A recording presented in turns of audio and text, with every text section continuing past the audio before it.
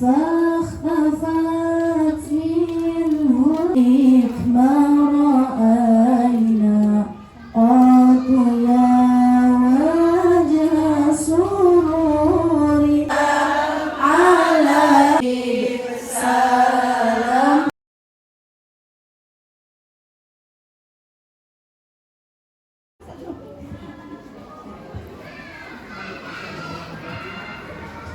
Ibu-ibu santai aja ya, sok mari makan aja.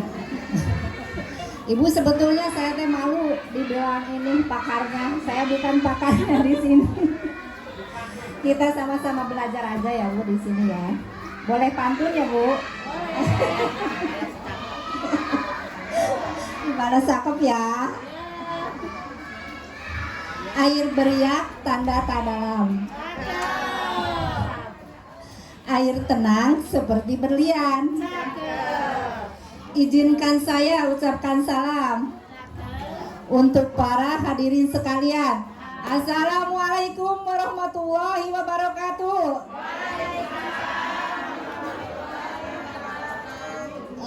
Saya ucapkan terima kasih kepada hadirin yang telah hadir memenuhi undangan ini untuk sosialisasi tumbuh kembang balita ya Bu.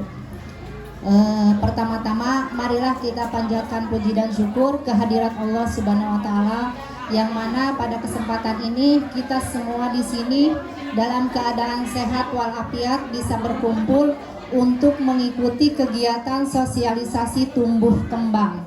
Di sini kita berbagi ilmu aja ya Bu ya. Siap Bu?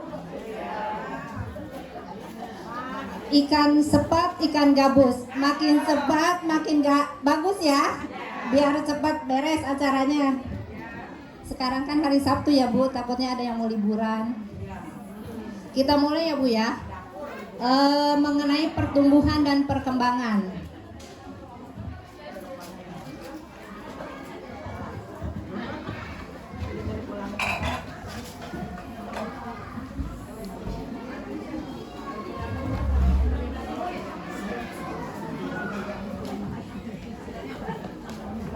Di sini diharapkan tujuannya peserta memahami pentingnya melakukan pemantauan perkembangan untuk menjaga kesehatan bayi dan balita. Tapi di sini bayi tidak ada ya Bu, semuanya anak balita, berarti usia 3 tahun sampai 6 tahun ya yang ada di sini ya.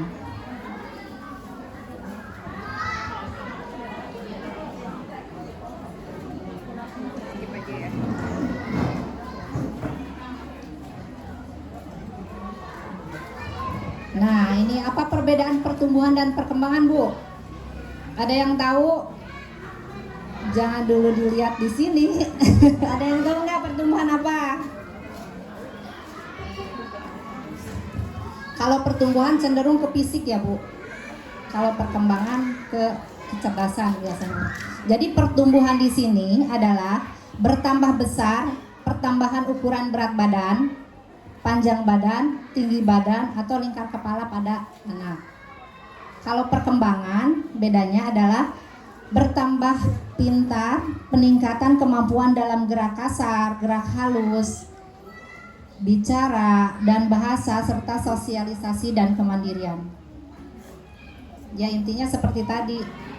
Kalau pertumbuhan, singkat aja Ibu, pertumbuhan berarti ke fisik. Kalau perkembangan ke kecerdasan biasanya.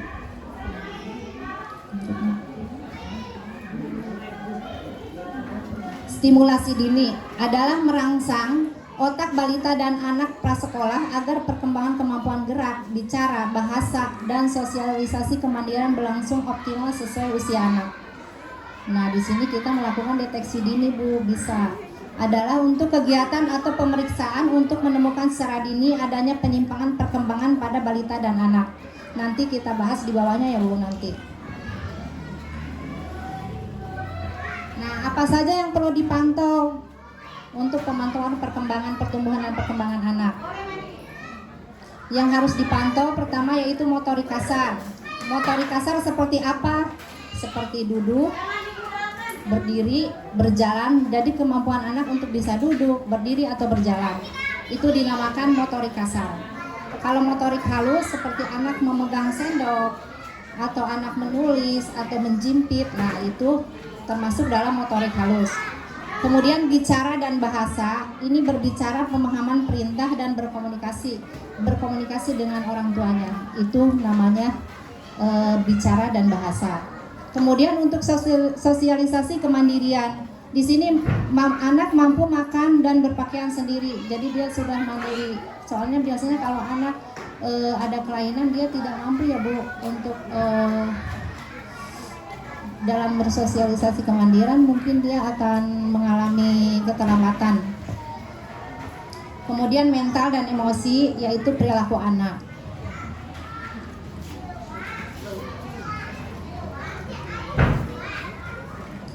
Aspek perkembangan balita yang perlu dipantau dengan buku KIA. Nah, ibu-ibu punten, ibu-ibu yang usianya anaknya masih balita kan di bawah 5 tahun punya buku seperti ini kan ya Bu. Nah, sebetulnya di sini itu ibu udah banyak ilmunya. Seharusnya kalau ibu mau baca di rumah gitu ya. Di sini dari malah dari usia kehamilan, persalinan, ibu nifas, bayi, balita, ini sudah ada di dalamnya Bu panduannya. Untuk pemberian makanan tambahan anak usia di atas 6 bulan udah ada di sini. Terus kemampuan anak nih untuk termasuk di sini ya pemantauan deteksi dini tumbuh kembang dari anak 3 bulan, 6 bulan, ini udah ada di sini Bu sebetulnya. Di sini berarti saya hanya mengingatkan kembali, mungkin ada sebagian ibu-ibu yang sudah membaca isi ini di dalamnya ya. Nah ini Bu, contohnya seperti ini. Mengenai tumbuh kembang anak kita, kalau ibu bisa menilai di sini, berarti ini bisa ketahuan misalkan si ibu anaknya ada penyimpangan atau tidak mengenai tumbuh kembangnya. Ini poin-poinnya, nanti saya ini ya jelaskan di sini.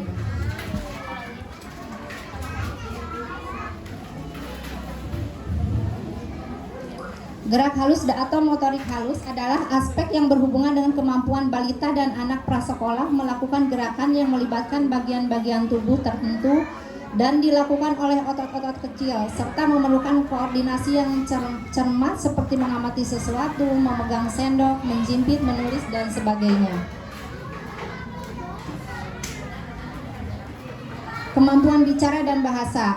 Pengertiannya yaitu ada aspek yang berhubungan dengan kemampuan untuk memberikan respon terhadap suara, mengikuti perintah, berbicara, berkomunikasi, dan lain sebagainya. Biasanya di sini bayi yang suka ngoceh ya Bu, bisa ciluk atau apa di sini. Sosialisasi dan kemandirian adalah aspek yang berhubungan dengan pencapaian kemandirian balita dan anak prasekolah dalam melakukan aktivitas sehari-hari, mampu makan sendiri dan membereskan mainan setelah selesai bermain serta aktivitas sosial lainnya, mampu menguasai diri saat berpisah dari ibu atau pengasuh, atau mampu bersosialisasi dan bermain dengan anak lain atau anggota keluarga lainnya.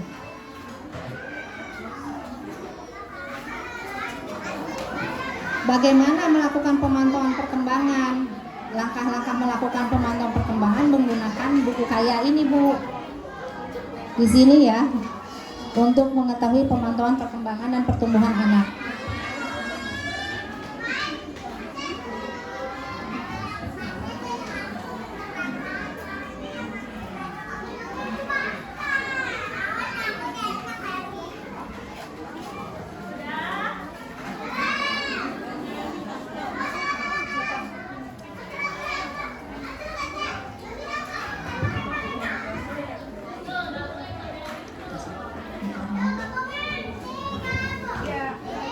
Ibu, di sini anak akan dilakukan deteksi tumbuh kembangnya pada usia biasanya 3 bulan, 6 bulan, kemudian 19 bulan, 12 bulan, 18 bulan, 24 bulan, kemudian 30 bulan, 36 bulan, 42 bulan, 48 bulan, 54 hari, berarti 60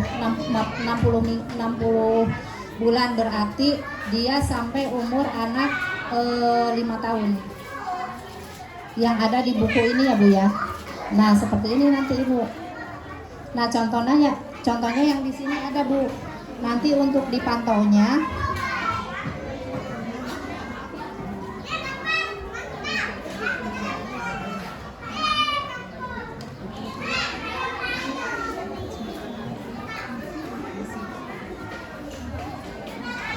Lakukan pemantauan perkembangan dengan checklist di bawah ini. Centang ya atau tidak sesuai dengan perkembangan bayi Anda. Jika pada usia 3 bulan, Ibu ini contohnya bayi 3 bulan, nyari yang 3 tahun aja ya.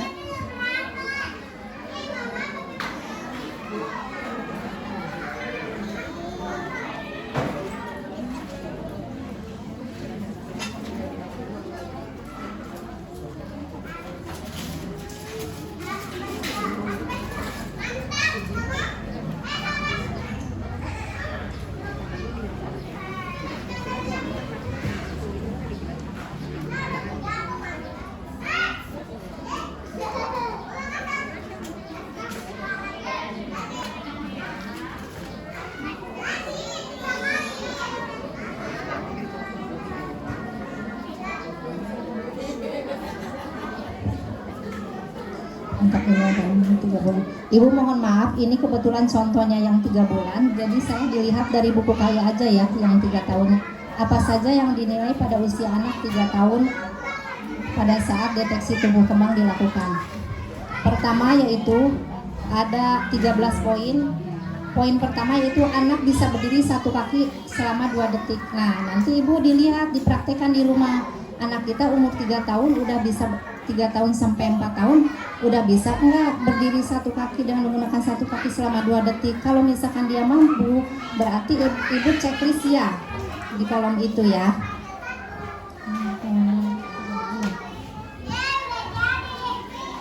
Kemudian yang kedua, anak bisa melompat dengan kedua kaki diangkat. Nah, coba di rumah dipraktekkan.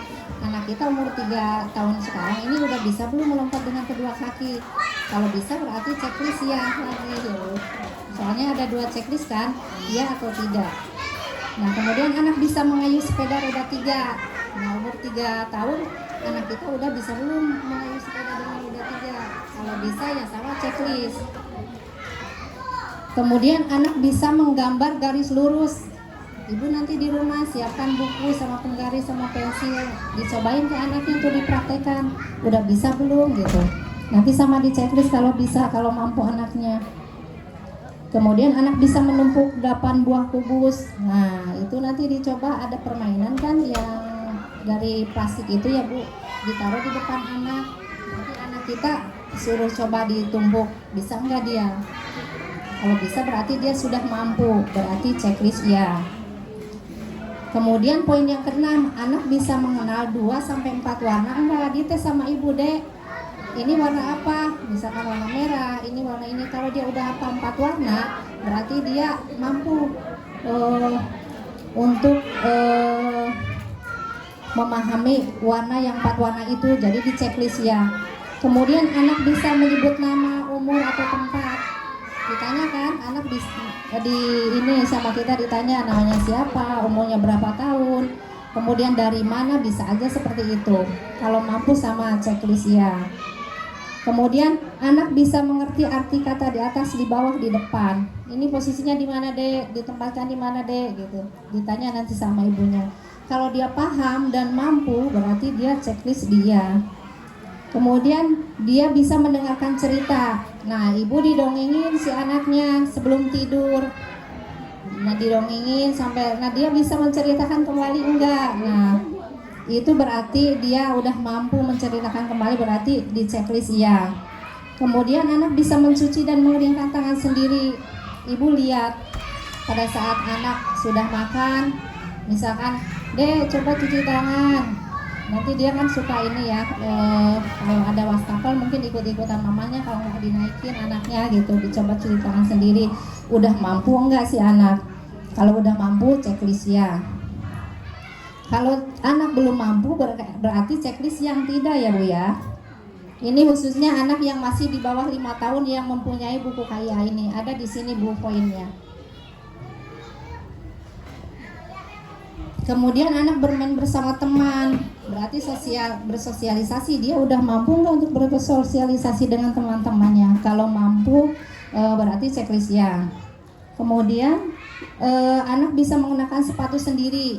Nah, anak kita sudah bisa nggak menggunakan sepatu sendiri? Kalau misalkan di tesnya, kalau misalkan mau sekolah aja, Dek pakai sepatu sendiri, coba Mama lihat gitu ya. Kalau dia mampu berarti dia udah mampu checklistnya. Kemudian anak bisa menggunakan celana panjang atau kemeja atau pakai baju sendiri.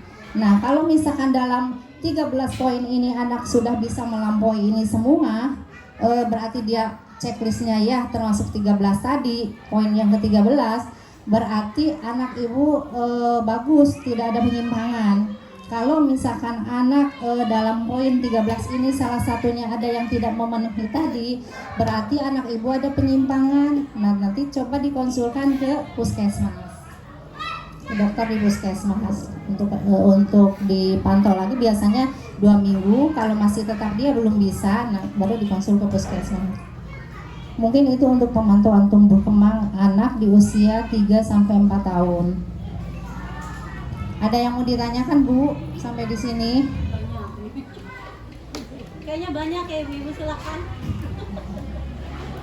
So, kita sama-sama belajar. Abigail sama Ida belajar. Kebanyakan anak-anak tuh kalau cuci tangan suka dikebakin terus ya.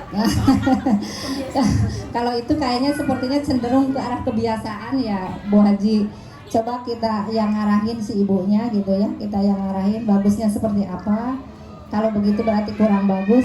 Mungkin itu lebih ke arah penjelasan kita ya sebagai orang tua. Mungkin itu. Ada lagi, Bu, yang mau ditanyakan? Soalnya untuk materi pertumbuhan dan perkembangan anak mungkin itu sih, Bu. Nanti mungkin Bu Bidan ini nanti menambahkan ya. Di sini yang usia 3 sampai 5 tahun masih ke posyandu nggak, Bu? Jangan. Tapi di sini suka ada. Iya.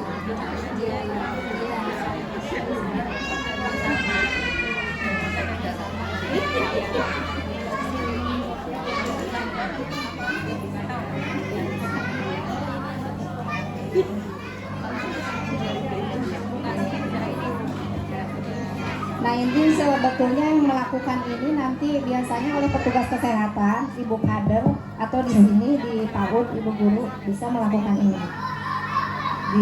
Dikumpulin, ya misalkan dalam sekarang di sini ibu kan di rumah belajar ini kan, misalkan anak umur 3 tahun ada berapa orang nih dikelompokkan, Bu? Iya, nanti misalkan yang usianya kan yang umur 3 tahun 42 bulan berarti 3 tahun setengah ya. Kemudian yang 4 tahun, jadi dikelompokkan. Jadi misalkan di sini anak bisa berjalan lurus, misalkan 4 orang, ada 5 orang. Dek, coba berjalan ini, kita contoh. Nah, nanti dia itu ikutan. Jadi nggak usah satu-satu, lama kalau gitu. Jadi dikelompokkan sesuai poin ini. Nanti ibu yang ini. Gitu. Ini mah orang tua mah mungkin hanya gambaran ini aja, supaya tahu aja ya. Kalau misalkan ibunya pengen tahu perkembangan anaknya seperti ini, udah bisa ini. Kalau untuk penilaian ini sebetulnya ke ibu atau ke petugas kesehatan atau ibu kader biasanya yang menilai gitu.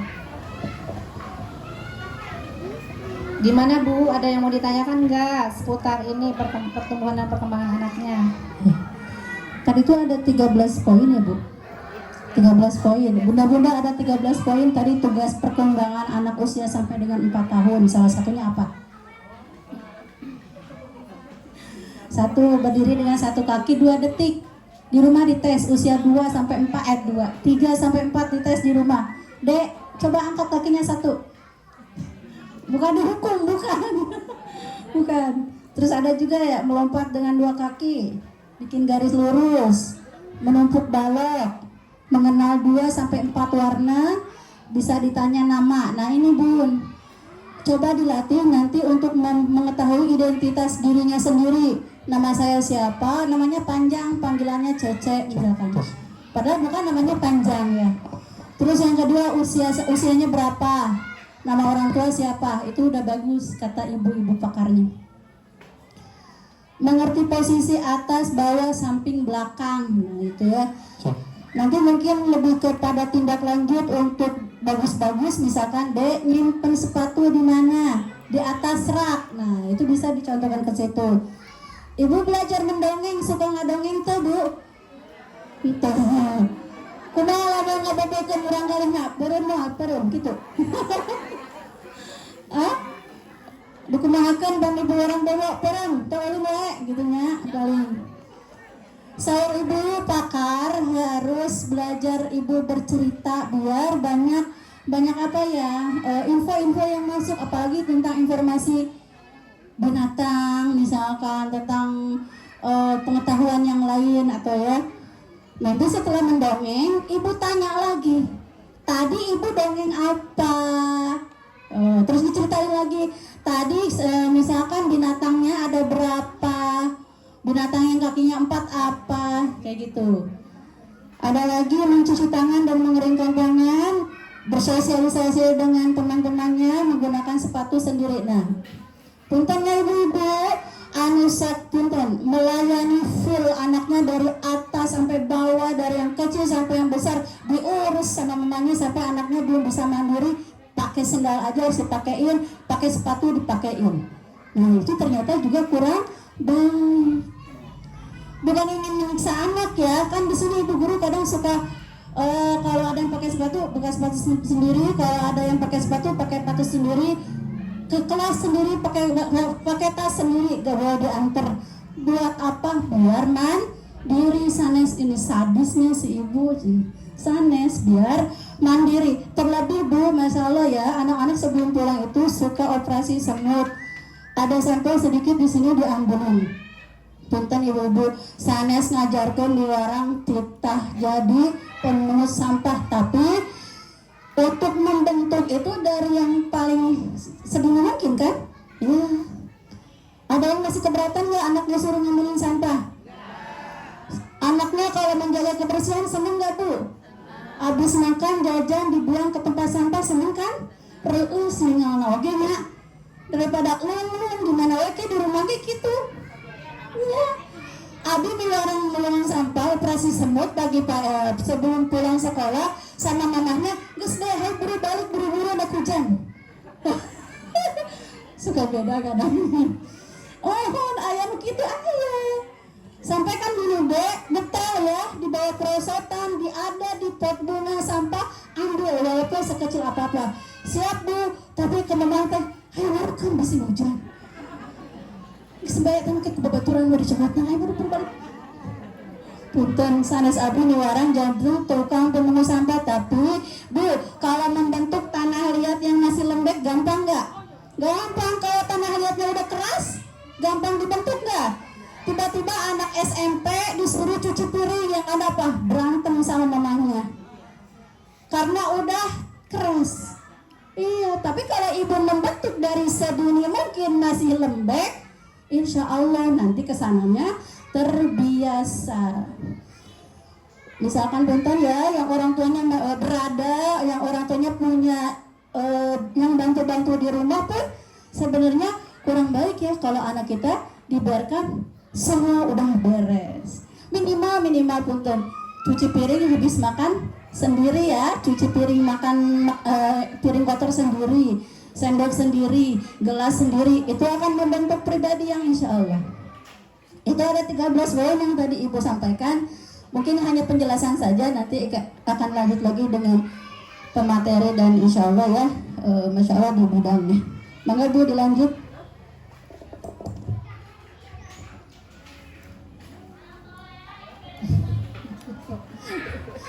Ibu-ibu kumaha anu deraskeun deui deh bu. Lanjut bidang ini nya bade nabi.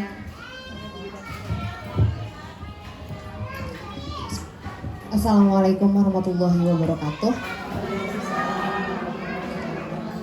Terima kasih Bu Haji Ria hari ini diundang datang ke sini. Sebetulnya Bu Haji yang diundang, saya menemani Bu Haji ya. Melengkapi Bu Haji. Bapak Bu seneng banget. Ya.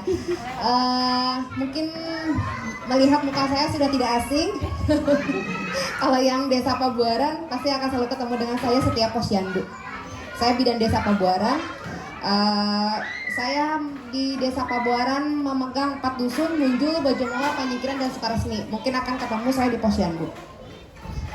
Di sini rata-rata usia yang masuk di Rumda itu berapa tahun ya? 3 sampai 6. Ini sangat biasa sekali yang saya temukan di lapangan, terutama di posyandu. yang sudah masuk TK, masuk PAUD, masuk Rumbel, rata-rata semua tidak datang ke posyandu untuk ditimbang. Yang padahal usianya masih usia penimbangan. Usia 3 tahun sampai 5 tahun kan masih ditimbang ya. Orang atau ibu-ibu akan berpikir sudah tidak penting lagi untuk ditimbang karena imunisasinya sudah semua. Itu kan? Padahal itu salah.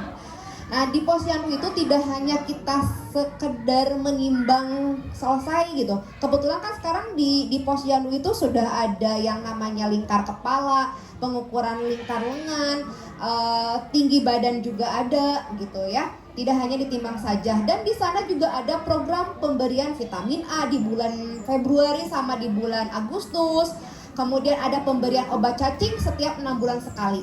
Nah, kalau ibu-ibunya tidak datang ke posyandu, otomatis itu semua tidak akan didapatkan gitu ya. Nah, wayahna nanti mah ya Bu Fitri punten untuk mengingatkan kembali pada ibu-ibu, penimbangan mah datang aja dulu ke posyandu ya. Kalaupun memang tidak datang ke posyandu, nanti ibu di sini setiap bulannya boleh ditimbang rutin. Nanti hasil penimbangannya bisa disetorkan ke kader. Misalkan yang wilayah Bojongloa, ini teteh siapa namanya, teteh Sapri namanya teh ya, masih ditimbang ke usia anaknya berapa tahun enak 5 tak ya. Kalau misalkan masih ditimbang, boleh mampir heula ke posyandu gitu ya, ditimbang. Nah, baru nanti ke sekolah. Masuknya jam berapa kalau pagi di sini teh? 7:30. Kalau misalkan terlalu pagi berangkatnya di posyandu belum ada siapa-siapa, boleh nanti pulang dari sini bisa. Kalau enggak, nanti setiap bulannya itu kalau yang wilayah Bojongloa, Panyingkiran bisa ditulis dulu di sini, nanti biar disetorkan ke kader, nanti dicatat. Nah, di sana kan nanti akan terlihat anak kita itu masuknya ke gizi baik atau ke gizi buruk. Nanti ada standarnya Bu, gitu ya. Jadi menghitungnya berdasarkan umur. Kalau misalkan umurnya 2 tahun, berat badannya ternyata masih 8 kilo, berarti kan itu ada kemungkinan di status gizinya gizi buruk. Nah, nanti kalau memang ditemukan ada status gizinya yang buruk, itu bisa kalau memang ada program pemberian makanan tambahan, kita diberikan dari puskesmas. Biasanya itu program ya. Itu yang saya sayangkan itu kalau udah lewat imunisasi udah tara ka posyandu deui. Padahal mah itu ya hampir sama rata-rata di semua posyandu seperti itu. Udah beres imunisasi udah itu yang padahal.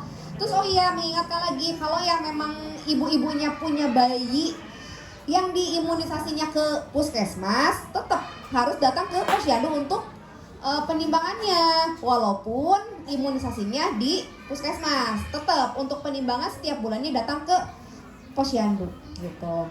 Nah, tadi yang disampaikan oleh Bu Haji untuk tentang perkembangan, ibu-ibu rata-rata sudah punya buku ini semua kan, memegang buku ini.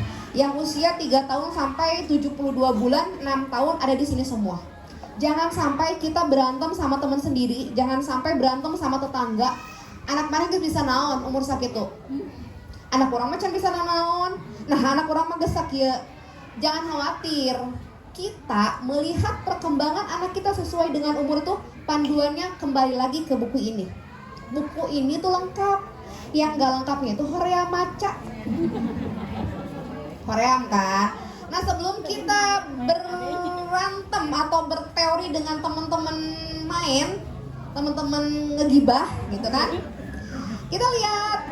Nah, di buku teh aya Bu, ini berdasarkan usia 4-5 tahun. Terus lagi malah ini dari umur 3 bulan. Kadang kan oroknya antara yang punya bayi sama yang punya bayi. Anak orang mah geus bisa ieu teh nyaho tuh anak orang mah encan kunaonnya. Nah, padahal enggak usah riweuh, enggak usah khawatir. Yang khawatir itu pada saat usia anak kita di teorinya, misalkan di sini 24 bulan, nah anak orang misalkan belum bisa jalan atau belum bisa sesuai dengan ini, baru kita yang bingung. Tapi kalau memang bisa ini, kita nggak usah bingung. Nah, ibu-ibu yang punya anaknya 3 bulan, 6 bulan, 9 bulan sampai 72 bulan, iseng-iseng aja sok tinggalinya engke mah uih ka rumah, buku ieu nama si aya tingali. Anak urang teh emang umur sabaraha tahun, cik baca. Oh, ieu mah geus pisaeun, ieu mah geus pisaeun. Berarti kita tenang. Nah, kalau misalkan di antara teorinya yang ada di buku ini satu aja anak kita tidak bisa melakukan hal itu, itulah kita yang harus segera periksa ke puskesmas gitu ya. Di antara misalkan ada 9 kriteria, gini ieu mah hiji anak urang teu bisa, masih tidak gitu. Datang aja kalau memang sungkan ke puskesmas males gitu ya. Datang ke posyandu bisa. Bilang aja, ibu kok ini anak saya nggak bisa melakukan hal ini misalkan. Nanti sama saya akan coba konsulkan sama dokter yang di puskesmas. Kalau enggak ibunya datang nanti bareng sama saya di puskesmas, ditunggu di sana, nanti dikonsulkan ke dokter. Kalau memang puskesmas tidak bisa menangani itu, nanti akan dirujuk. Nah, jadi dirujuknya ke dokter rehabilitasi medik. Biasanya di rumah sakit itu ada khusus penanganan bayi yang terlambat, termasuk yang space delay yang ngomongnya telat. Banyak kan sekarang anak-anak itu banyak yang autis ya ibu. Karena apa? Sekarang yang membuat bahaya anak-anak itu sebetulnya apa sih ibu-ibu? HP kan. Nah ini HP yang dibilang smartphone yang padahal tidak bikin anak itu smart. Kalau menurut saya seperti itu. Smartnya itu dalam hal apa? Kadang kan kita berpikir, oh anak urang mah geus pinter dia ngomong HP. Bisa eleh indung nama lebih pinteran budak. Memang anak sekarang zamannya beda dengan kita. Kita mah kan zaman baheula mainannya taneuh. Ya, gitu. BP-BP-an. Beda dengan anak sekarang. Ibu, jangan sekonyong-konyong langsung menyalahkan anak. Kita bicara dari hati ke hati ya Bu. Saya juga seorang ibu, saya punya anak remaja. Ibu-ibu semua di sini juga punya anak. Kita sharing istilahnya bagaimana pola asuh yang kita inginkan menjadikan anak kita setelah dewasa itu apa yang kita inginkan gitu. Jadi ulah sampai Kak, kita dari kecil mendidik anak dengan kebiasaan-kebiasaan. Yang pertama, dari zaman bayi, ibu-ibu semua di sini pada ngayun teu? Ngayun.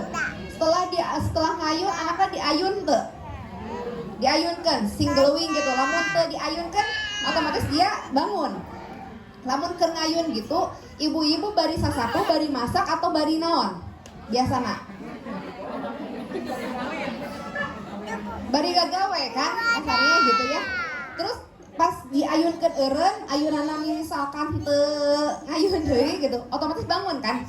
Ripuh, ngayun ongkoh, terus masak deui, ngayun deui. Nah itu salah satunya adalah pola asuh yang sudah mulai salah dan yang akhirnya akan menjadi marah kepada anak. Bener nggak? Pada saat anak kita tuh diayun-ayun, orang teh kudu cicing kieu weh gitu kan. Ditinggalkan saeutik ayunanna eureun, akhirnya anak ceurik. Yang pada yang salah saha teh? Mamahna kan yang ngajarin siapa? Mamahnya. Coba kalau misalkan pola tidurnya kita belajar pada saat bayi itu udah aja ditelentangkan di kasur. Tibra kan anak gitu. Jika kita mau melakukan aktivitas rumah pun tidak masalah. Nah, jadi jangan salahkan anak yang padahal kita sendiri yang membentuknya. Benar tuh? Ayeuna geus gede anak TSD atau SMP. Mana mah teu bisa nyapu-nyapu acan awewe. Itu kan bahasanya. Di neng pangubahkeun piring, ampung mama hoream. Yang ngajarin siapa? Pola seperti itu. Ibunya sendiri. Perempuan kan kadang sok komodi lamun anaknya hiji-hijina. Adalah dimanja. Tapi pada saat dewasa anak melakukan hal yang salah, kita yang uring-uringan, yang padahal kembali lagi pola asuhnya yang salah kita. Nah, berdasarkan pengalaman saya sendiri, anak pada saat usia dia sudah mulai mengerti, kita belajar seolah-olah anak itu menjadi teman curhat kita, ya. Anak itu tidak ada batasannya dengan kita, gitu ya. Dari mulai kecil anak itu dikasih tahu yang ini itu salah. Jadi mana yang pada pisan tuh oge dijiwel itu akan membekas Bu sampai dewasa nanti. Itu pola asuh kita yang namanya dicepet, digebuk, dijiwir, apapun itulah pakai tangan itu akan membekas sampai dia dewasa. Akan selalu ingat, heueuhnya orang baheula teh ku induk urang teh digebugan namun orang salah. Ya padahal kan kembali lagi, kalau anak kita memang bukan bangor atuhnya hiper lah gitu, kita kasih tahu sambil sebetulnya pada saat anak tidur itu kita nggak ada salahnya melihat muka anak kan sok sedih gitunya pada saat tidur. Mari keur tedaikeun cicing makan urang teh kesel ambek gitu. Pada saat dia tidur kita berafirmasi sama dengan kita berharap dan berdoa ya, berafirmasi. Apa salahnya sih kita lus-lus si anak itu kita doakan gitu ya, kita doakan dan berharap sebanyak-banyaknya doa yang baik aja pada saat anak tidur, berafirmasi gitu ya, menginginkan anak kita tuh A, B, C gitu, yang terbaik aja buat anak. Nah di situ. Terus anak juga kalau memang di usia tadi yang seperti dikatakan sama Ibu Fitri, anak sudah mulai bisa memakai sepatu atau melepas sepatu sendiri, nah itulah belajar gitu. Nanti pola seperti itu tuh akan sampai dewasa. Kayak anak di rumah disuruh ngepel, disuruh nyapu, itu dari kecil harusnya. Memang dari mulai usia kalau saya dulu menerapkan anak saya seperti itu dari usia 5 tahun sudah mulai diajarkan. Kalau misalkan gini, waktu saya nyuci piring, anak kan sok ngopepang tuh. Pasti kan orang bilang nak ya nya, cicing mana teh ngagang wae hidung keur digawe teh. Padahal biarin aja, anak kalau ikutan sama kita udah biarin, bareng-bareng kita nyuci piring. Terus pada saat ngepel, anak kan suka pengen mencoba tuh ngepel. Kadang kita bahasanya cicing, hidung keur ngepel teh lain cicing. Kalau kadang misalkan jadi ya dipoleset ujung nama jadi cicing, nggak apa-apa. Ayo kita ngepel bareng. Cara ngepelnya begini diajarin bareng. Nah itu akan menjadi kebiasaan sampai dewasa dan itu sudah saya buktikan sendiri gitu. Anak saya laki-laki sekarang udah 17 tahun, udah SMA, yang namanya ngepel, nyapu, alhamdulillah sudah mengerti sendiri. Bahkan Masya Allah ya, bukan saya ini nyamu sendiri pakai langsung dia udah bisa. Karena apa? Saya belajarin. Termasuk hari ini saya mau datang ke sini belum saya masakin nasi. Dia bilang, Mama belum masak nasi belum? Dia masak sendiri aja, pakai magicom nggak apa-apa hari ini, nggak apa-apa. Biasanya dia pakai langsung, karena saya sukanya pakai langsung ya Bu, masaknya nggak pakai magicom. Jadi itu pola asuh anak itu tergantung bagaimana pada saat kecil kita contohkan sama anak. Ari zaman ayeuna tuh udah ge bentar-bentar emaknya begini, scroll TikTok kan, yang ada gelenggak-gelenggok di TikTok. Ya, gitu. Anak juga sama. Yang padahal itulah yang ditiru sama anak kita gitu. Jadi harusnya apa yang kita inginkan sama anak dari kecil lah kita didik. Aritos agen mah sami sarang bohong ya Bu Fitri. Sekarang tanah liat masih bisa dibentuk dengan model, mau dibentuk asbak, mau dibentuk pot atau apapun itu bisa. Tapi kalau sudah tanahnya keras, mau dibentuk apapun juga susah. Sama halnya dengan anak. Apa yang kita istilahnya contohkan kepada anak, ya itulah yang akan menjadi bibit ke depannya. Intinya kan kadang kita kalau sudah dewasa menyalahkan anak, maneh mah badag, maneh mah anu, yang padahal itu didikannya kita. Jadi kita harus bisa gini, saya itu tidak ingin loh diasuh sama mama saya tuh seperti ini waktu dulu tuh. Jadi kita menerapkan ke anak itu jangan dendam, bahwa orang digebukan, anak orangnya kudu digebukan, jangan. Justru anak kita itu bagaimana si anak itu akan nyaman dengan kita, bagaimana anak itu akan menyayangi kita, bagaimana anak itu akan menghormati kita. Kalau kitanya sentak sengor dan dijiwir dijebret, anak sampai dewasa itu akan membekas dan yang namanya tidak sayang kepada ibu dan bapaknya. Kenapa sekarang banyak yang membunuh? Kenapa sekarang banyak yang melawan? Ya karena itu pembentukan karakternya itu dimulai dari kecil gitu. Jadi bolehlah kita marahin anak tapi dengan bahasa yang memang si anak itu tidak sakit hati dan kita jangan gengsi untuk bilang maaf sama anak. Kalau memang kita udah marahin anak,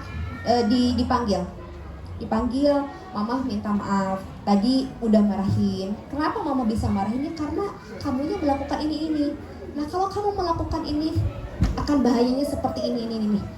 Jadi kan anak berpikir, bukan hayo udah mah dicarek kanan, dibiarkan, ya akhirnya si anak akan mencari yang namanya pelampiasan di rumah. Oke, seperti itu ya. Jadi pendidikan anak tuh dari usia dini untuk membangun karakter sudah besarnya apa yang kita inginkan, jelasnya dengan karakter yang baik gitu ya. Gimana ibu-ibu, paham apa yang saya sampaikan? Dari hati ke hati ya kita bicara, maksudnya di sini kan saya juga sudah melewati anak di masa usia perkembangannya di SD TK-nya gitu kan, sekarang di usia remajanya. Pasti ibu-ibu di sini juga punya anak yang remaja juga gitu ya, yang anak sudah mulai remaja gitu. Apalagi perempuan harus dibelajarkan, perempuan mah ngepel, nyapu, nyetrika kayak gitu belajarin semua.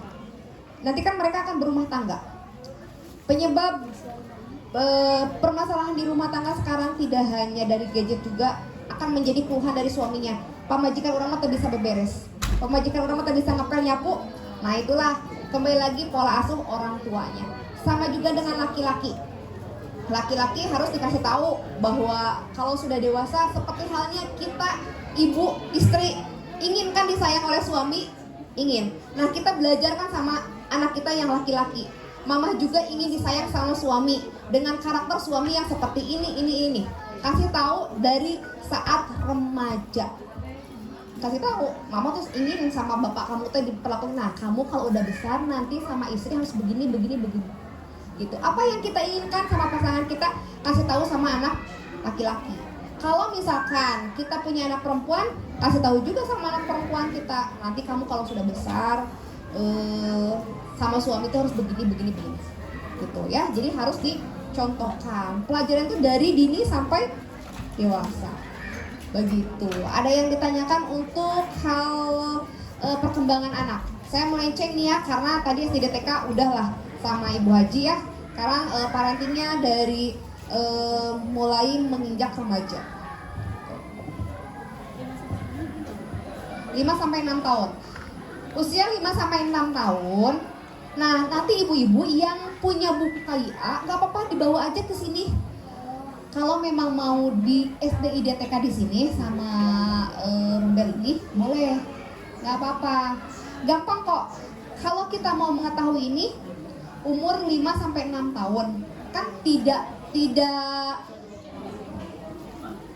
ada jadi di buku yang pink ini lengkap semua ya. Untuk SD IDTK-nya tuh sangat lengkap sekali. Bawa aja bukunya ke muhun nih, buku timbangan candak. Mi enak tuh secara kaposian tuh soalnya. Oh, budak pasti ditimbang tuh naon. Ditimbang mah di dia wae gitu ya. Mulai matakna ieu ari kaposiandu teh ulah sok disingsinan. Ayo kaposiandu ke disuntik ya kubu bidan, itu jangan. Ulah rata-rata sok gitu. Enggak, kalau nanya ya, ibu disuntik sakit nggak? Sakit. Dibilang aja sakit nggak sakit. Nanti kan memang disuntik itu sakit kan gitu. Jadi ulah dibobor. Enggak sakit, padahal ya memang sakit gitu. Disuntik sakit nggak? Sakit. Ayo ditimbang gitu. Ditimbang jadi contohan heula tuh teu kunaon gitu. Jadi ulah disingsieunan lamun kaposiandu teh hayu kaposiandu. Sama halnya dengan minum obat, ulah sigara dicekok. Jadi kita santai aja. Nah, di sana ada usia 5 sampai 6 tahun di buku itu. Jadi, di usia 5 sampai 6 tahun itu, kalau berdasarkan teori yang ada di sini, anak berdiri ini ya, yang 5 tahun tuh anak bisa berjalan lurus. Nah, ibu nanti PR-nya kalau yang anaknya sudah 5 tahun berarti 60 bulan ya. Jadi gini, dipisahkan usia 60 bulan, yang ulang tahun bulan ini 60 bulan. Ayah misalkan 3 orang, udah 3. Nanti suruh jalan bareng-bareng Bu. Jadi kalau satu-satu kan lama ya. Nah, terus yang 5, yang ternyata yang bulan ini ulang tahun, pas pisan bulan ini teh Desember ulang tahun, tapi dia nggak datang ke sini, datangnya bulan depan. bulan Januari, gak apa-apa kita SD IJTK dengan umur anak yang masih 5 tahun. Patokannya di situ. Gitu. Nah, nanti si anak itu berjejer, ada yang usia 5 tahun misalkan ada 3 atau 4 orang berjejer aja. Diperintahkan oleh kita berdasarkan buku ini, sesuai dengan teori ini. Anak bisa berjalan lurus. Gitu kan. Terus anak-anak bisa berdiri dengan satu kaki selama 11 detik. Kayak disetrap gitu ya. Anak bisa menggambar dengan 6 bagian, menggambar orang lengkap gitu. Terus anak bisa menangkap bola kecil dengan kedua tangan. Jadi stimulasi ini bisa ibu lakukan kok di rumah ya, sesuai dengan ini. Terus anak bisa menggambar segi 4, bisa mengerti arti lawan kata, anak mengerti pembicaraan yang menggunakan 7 kata atau lebih. Anak bisa menjawab pertanyaan tentang benda terbuat dari apa dan kegunaannya. Iya naon, misalkan gitu ya. Bola, bola ini untuk apa? Untuk main bola, gitu kan? Ini bola dibikin dari apa? Kalau memang misalkan bolanya kulit, kita kasih tahu dulu ini bola kulit. Nah, nanti kan kita tanya lagi sama anaknya, ini bola terbuat dari apa kulit? Kalau memang bola plastik ya bola plastik gitu ya.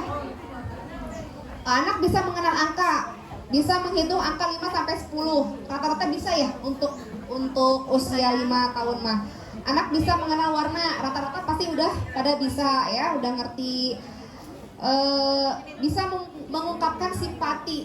Seperti apa coba bisa mengungkapkan simpati. Anak di usia 5 sampai 6 tahun. Maksud di sini apa? Bisa mengungkapkan simpati. Bisa jadi seperti itu, bisa jadi misalkan temannya jatuh, dia bisa mantuan itu jatuh, ayo berdiri. Nah, rata-rata sok perhatikan gerak tuh ibu-ibu umur 5 sampai 6 tahun, lompatan ya, anak laki-laki atau anak perempuan. Tiba-tiba jatuh. Pamannya malah apuh, ayo tuh hudang. Dibangunkan kan, rata-rata tuh sok dipangeprukankeun. Nah, itu berarti sudah secara tidak langsung dia bisa melewati perkembangan itu, tuh ya. Kemudian mengikuti aturan permainan, lompatan, meng-mengan atau apa sih namanya teh, meng sumputnya. Tangke mana lamun can didarkeun tong keluar tenan. Nah, ini anak misalkan mengikuti gitu ya aturannya, berarti itu kita sudah terlewati gitu. Banyak ya aturan-aturan kan kayak sekarang anak-anak suka main cak-cak panjang gitu Tara. Caranya gitu. Kadang-kadang HP gitu kan. Terus bisa berpakaian sendiri tanpa dibantu. Nah, kadang ibu-ibu teh sok kieu, hayalah barapuru lalila dipakekeun kan. Yang padahal yang bikin buru-buru itu siapa? Emaknya sendiri. Acan ya seheula, acan masak geula yang akhirnya si anaknya purat-perot kan urang teh buru-buru mangkat bisi ka berangan, akhirnya kan dipakein. Coba lamun dari awal sudah prepare, sudah siap-siap antare gitu kan moal. Anak-anak bisa disuruh pamih teh kieu lamun kitanya masih masak, taruh aja baju simpan, tah dipakai bajuna. Sok pakai baju sorangan. Gitu aja. Pada saat kita keribak gitu lagi mandi, lagi siap-siap, sok we anak mah kasih bajunya gitu. Sok pakai tah dengan bahasa. Pasti kan gak jauh seperti itu bahasanya. Sok pakai tah sorangan. Mama hariweuh keneh. Itu bahasanya gak akan jauh beda. Gitu ya. Kadang bahasa-bahasa sekarang tuh kadang kita pengen dihargai sama anak, tapi kita sendiri nggak menghargai anak. Bener nggak? Iya kan, dengan bahasa kita pengen dihargai sama anak, tapi pada saat ngobrol sama anak sentak sengor gitu kan. Nah, itulah mulai di biasakan. Nanti pulang di sini ibu merenung, oh iya ya kita teh pengen diperlakukan seperti ini, suatu saat nanti kita ingin diperlakukan kumaha gitunya ku anak. Berarti ya kita harus mulai dari sekarang namina teh memperlakukan anak oge gitu ya. Apalagi kita sudah menginjak usia bukan usia muda lagi, di kadang kasentak ku anak sedikit oge sok nyeri hatenya di ibah. Tuh Pasti ibu-ibu yang anaknya sudah dewasa, sudah remaja, kasentak sedikit ke anak kadang rasa sakit di hati itu ada. Yang padahal kita sendiri suka tidak sadar pernah membentak orang tua kita sendiri gitu ya. Mungkin itu ada yang ditanyakan seputar SDIDTK atau stimulasi deteksi intervensi perkembangan dini. Ada yang punya permasalahan, anak saya belum bisa begini, anak saya belum bisa apa? Ada?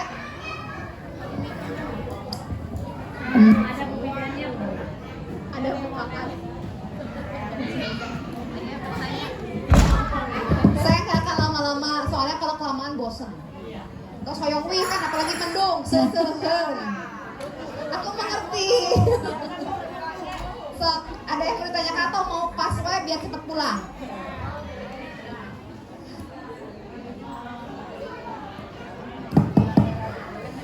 Ada satu anak yang dikatakan speech delay, entahlah ya Bu, atau masalah di rongga mulut atau juga nggak tahu ya, belum begitu paham. Untuk misalkan ada speech delay itu cara menstimulasinya gimana? Keterlambatan bicara. Keterlambatan bicara. Itu dari usia berapa Ibu temukan? Masuk ke sini ketika 3 tahun, sekarang udah 6 tahun, tapi udah ada perkembangan. Pertama kali datang ke sini belum berani buka mulut, so, komunikasi juga agak susah. Kalau sekarang udah lumayan, dia teriak, terus manggil bu gitu. Mau berkomunikasi tapi masih belum jelas. Hal yang seperti itu banyak sekali faktornya. Kembali lagi datang ke ibu ke sini di usia 3 tahun. Sebetulnya bisa bicara itu di usia berapa mulai ngoceh? Dari usia bisa mama, papa, mama. Nah, iya. Nah, gitu. Kembali lagi kepada pola asuh di usia SDIDTK, di usia perkembangan. Kenapa kita harus tahu apa saja yang harus dilalui oleh anak kita pada usia tertentu. Usia tadi 3, 6, 9, 12, 18. Jadi di SDIDTK-nya Ibu, kita ingin tahu perkembangan anak itu di umur 3 bulan. Kelipatannya 6 bulan, 3 bulan kemudian 9 bulan, 3 bulan kemudian 12 bulan. Setelah 1 tahun, kita patokannya di sini setiap 6 bulan sekali perkembangan anak kita sudah bisa apa? Kembali lagi, karena ke ibu kesini datang usia 3 tahun, itu kita tanyakan pola asuh sebelumnya orang tuanya seperti apa. Kembali lagi, pola asuh orang tuanya seperti apa. Kita gali dari situ Bu, kita tanya pola asuh orang tuanya seperti apa. Kalau memang orang tuanya hanya memberikan gadget, orang tuanya tidak peduli, orang tuanya tidak ada komunikasi, berarti kan memang sudah ada kesalahan dari awal. Itu ya. Nah, kemudian apa yang harus kita lakukan? Setelah dia datang ke sekolah, kita coba terapi istilahnya dengan hati ke hati oleh ibu gurunya. Siapa tahu kalau depan teman-temannya dia malu, tapi pada saat face to face satu ibu guru satu anak dia bisa berbicara. Atau misalkan dia mau sedikit nyelangap lah gitu ya, untuk bisa mengucapkan 1 kata atau 2 kata. Kalau memang setelah distimulasi tetap tidak bisa, kita rujuk ke puskesmas dan akan kita rujuk kembali ke rehabilitasi medik. Di sana, di rehabilitasi medik itu banyak sekali anak-anak yang keterlambatan. Nanti di sana ada terapisnya Bu, ada terapis khusus. Gitu, kebetulan ada ya yang di sini juga anaknya sama bicaranya masih belum jelas, dari kecil ya sama gitu, seusia segitu. Dia datangkan terapisnya dari rumah sakit Ramahadi, kebetulan dari Ramahadi ya dia didatangkan. Dan sekarang alhamdulillah anaknya sudah bisa. Dan kembali lagi ibu-ibu jangan mengandalkan ada anak orang punya keterlambatan nih, udah disekolahkan atau dileskan di sini, akhirnya pada saat di rumah. Rata-rata kan seperti itu. Ibu-ibu datang ke sini nganterin, sudah dipercayakan di sekolah, setelah di sekolah dibiarkan begitu saja. Gimana mau berkembang anak kita? Nah, setelah di sekolah itu kita stimulasi di rumah. Nah, sejauh mana nih perkembangan anak kita tadi di sekolahan atau di tempat les ini? Distimulasi lagi gitu. Jadi jangan terlalu mengandalkan di sekolah, dan sekolah mah hanya berapa jam atau ya Bu, kembali lagi di rumah. Itu sebagai orang tuanya, dengan kekurangan anak kita perbaiki, nanti ditambah lagi di sini, distimulasi lagi di sini agar si anak itu ada keberanian untuk berbicara, komunikasi. Itu Bu, nanti bisa di ini ke rehabilitasi medik, nanti urusannya dengan kembali lagi dengan medis gitu.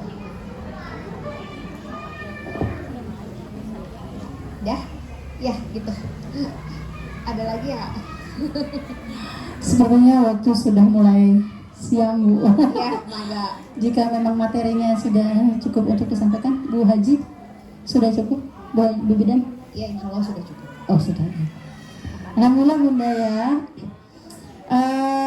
Kita ucapkan terima kasih banyak kepada Ibu Bidan Ine serta Ibu Hajaria yang telah menyempatkan waktunya hari ini menyampaikan ilmunya. Semoga bunda-bunda pulang dari sini bawa oleh-oleh banyak ilmu ya. Di rumah langsung disuruh nyuci piring. Praktek enggak. Masya Allah, semoga yang tadi disampaikan bermanfaat ya Bunda, menambah wawasan ilmu kita dalam mendidik putra putri kita. Kita langsung aja sebelum mulai kepada pembagian rapot yang nanti dibagikan per kelas. Kita tutup sosialisasi atau kajian pagi ini menjelang siang dengan bacaan hamdalah dan istighfar serta kifarat majlisnya. Alhamdulillahirrabbilalamin, alhamdulillahirrabbilalamin, alhamdulillahirrabbilalamin. Astagfirullahaladzim, astagfirullahaladzim, astagfirullahaladzim. Subhanaka Allahumma wa bihamdika asyhadu an la ilaha illa anta astaghfiruka wa atubu ilaik. Wassalamualaikum warahmatullahi wabarakatuh. Terima kasih, mohon maaf atas segala kekurangannya. Kita akan mulai pembagian kelasnya. Kelas Umi di sana, kelas Bu Fitri di sana, kelas Ibu Citra di sini, kelas Ibu Neni ada di dalam, dan kelas Ibu Mei di kelas Ibu Citra ya.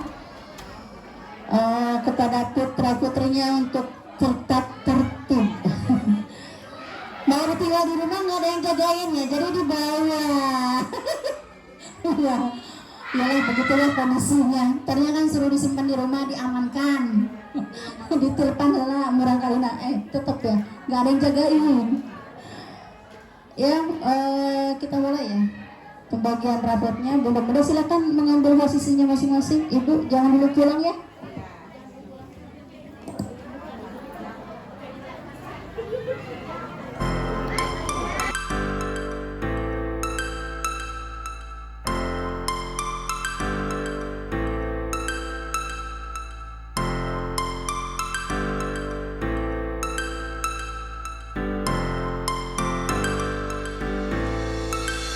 Mr. Fuzzy.